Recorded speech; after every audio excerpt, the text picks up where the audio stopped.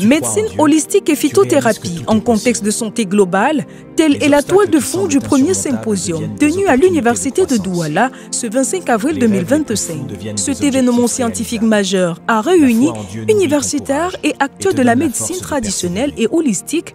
Objectif, ouvrir un champ de collaboration pour la valorisation et la promotion du médicament traditionnel dans un contexte de défis de santé majeurs. Ce symposium marque déjà la collaboration entre l'OCMH, une collaboration tripartite entre l'OCMH, l'Université de Douala ou bien l'enseignement supérieur, la faculté de médecine, l'Association des ethnopharmacologues du Cameroun, une collaboration qui voudrait que nous puissions travailler main dans la main afin d'apporter aux populations dans le domaine de la médecine holistique ou alors de la médecine traditionnelle, des médicaments traditionnels améliorés de qualité.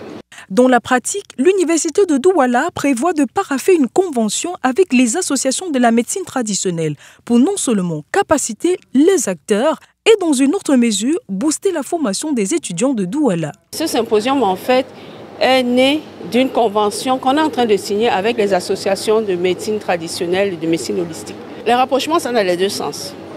Les tradipraticiens peuvent venir, nos laboratoires sont ouverts. Venir, par exemple, travailler sur la plante. On peut les former à comment standardiser la plante. J'ai parlé tout à l'heure des méthodes de récolte. Comment récolter la plante de façon propre. Comment la sécher sans abîmer.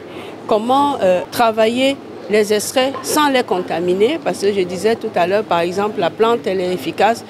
Le tradipraticien, parce qu'il n'a pas forcément les bonnes techniques d'hygiène et tout, ou l'environnement, peut contaminer la plante. Et au lieu de traiter le malade, il va le traiter sur la pathologie, mais lui donner d'autres maladies infectieuses. Donc en fait, c'est ce rapprochement-là. Ils viennent, nos labos sont ouverts, on travaille ensemble, on leur montre les bons gestes. Et puis, nos étudiants, nos enfants vont en immersion chez eux, ils apprennent aussi les plantes qui soignent.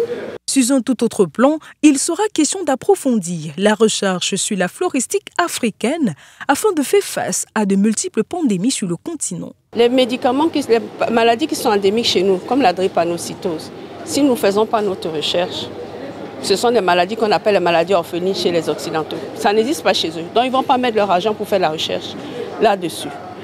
Et nous avons des plantes que nous savons efficaces dans ces pathologies-là. Mais pour ça, il faut avoir la justification scientifique.